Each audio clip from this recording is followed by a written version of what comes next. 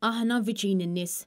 Din kienet lajta tal-Partit Laburista fil-Konferenza Ġenerali li saret il-ħadd filgħodu dan minkejja li ġimgħa wara ġimgħa il-pajjiż u l-poplu Malti qed isofru konsegwenzi kbar minħabba l-iskandli li ġabu kollass fl-ekonomija, fis-saħħa u fil-kwalità tal-ħajja. Dan qed iseħħ wara li l-Gvern ta' Robert Abela permetta s-serq tal-benefiċċji soċjali, serq ta' flus li suppost marru għand nies vulnerabbli, kif ukoll li perikola l-ħajja tal-poplu Malti wara li jippermetta li uffiċjali mill-Gvern u l-Partit tal-Labor jitolbu għajnuna sabiex jieħdu l-liċenzja tas-sewqan individwi li ma ħaqhomx ikunu fit-toroq Maltin. Serqu periklu li skont il-Prim Ministru u l-membru parlamentari Glenn Bedingfield huma biss gossip u statements folots, fejn dan tal-aħħar saħansitra attakka lill-midja tal-Partit Nazzjonalista li l-iskandli li skontu huma gossip qed jingħataw iżjed importanza mill-aħbarijiet reali. Il-gossip u l-kontroversja sar jingħata iktar importanza aktar mill-aħbarijiet illi huma aħbarijiet reali u li għandhom bżonn li jkunu nafu x'inhu l-aħbar, ħalli nkunu nafu x'inhu għaddej, mhux gossip u kontroversi.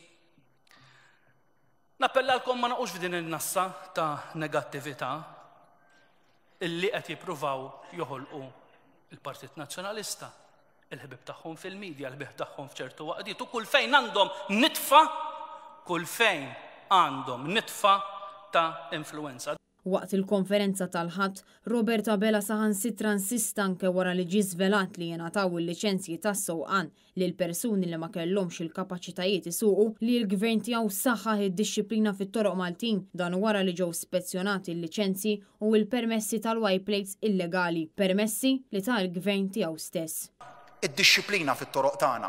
Rajtu kemm għamilna sforz u enfasi dwar dan f'dawn l-aħħar xhur. Robert Abela tkellem ukoll dwar l-importanza li l-barranin li jiġu f'pajjiżna ikunu ta' kwalità minkejja li ż-żieda fil-popolazzjoni li jippermetta l-Gvern tal-Labor ikkaġunat pis enormi fuq l-ekonomija ta' Malta. Ekonomija li bħalissa qed turi li mhux tiflaħ għal dan l-influss u kompla jgħid li l-ekonomija Maltija bħalissa għaddejja minn tranzizzjoni dan wara li din il-ġimgħa stess Robert Abela stqar li hu mhux se jkun qed ibiddel il-mudell ekonomiku ta' pajjiżna.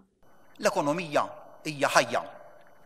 Aħna il-forza tal-bidla pożittiva u li ma nibżaw qatt naġġornaw il-politika ekonomika ta' pajjiżna skont il-ħtieġa ta' żminijiet.